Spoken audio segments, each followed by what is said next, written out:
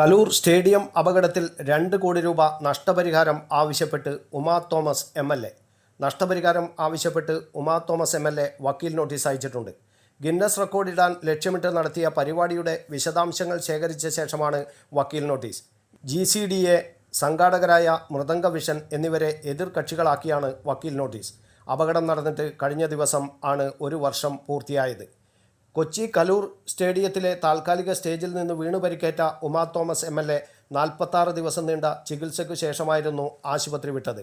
ഉമാ തോമസിൻ്റേത് അത്ഭുതകരമായ തിരിച്ചുവരവാണെന്നും നട്ടെല്ലിനേറ്റ പരിക്ക് ഭേദമാകാൻ വിശ്രമം അത്യാവശ്യമാണെന്നും അന്ന് Renai Medicity medical director doctor Krishnanunni Polakulath പറഞ്ഞിരുന്നു. കഴിഞ്ഞ ഡിസംബർ 29-നാണ് 12,000 പേർ പങ്കെടുത്ത നൃത്ത പരിപാടിക്കിടെ കലൂർ സ്റ്റേഡിയത്തിൽ താൽക്കാലികമായി കെട്ടിപ്പൊക്കിയ സ്റ്റേജിൽ നിന്ന് വീണ് ഉമാ തോമസിന് പരിക്കേറ്റത്. VIP ഗാലറിയുടെ അറ്റത്തുള്ള ഇരിപ്പിടത്തിലേക്ക് പോവുകയായിരുന്ന ഉമാ തോമസ് കാൽ വഴുതി താൽക്കാലികമായി കെട്ടിയ ബാരിക്കേഡുകളും മറികടന്ന് താഴേക്ക് വീഴുകയായിരുന്നു.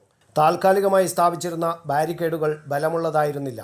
20 അടിയോളം താഴ്ചയിലേക്കാണ് ഉമാ തോമസ് വീണത്. News bureau, Kannur media.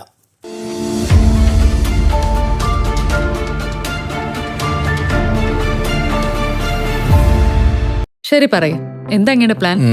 Kitchen വർക്ക്സും interior വർക്ക്സും നമുക്ക് നല്ലൊരു ടീമിനെ ഏൽപ്പിക്കണം. പിന്നെ ഫർണിച്ചർ സുനിതയിൽ നിന്ന് എടുക്കാം.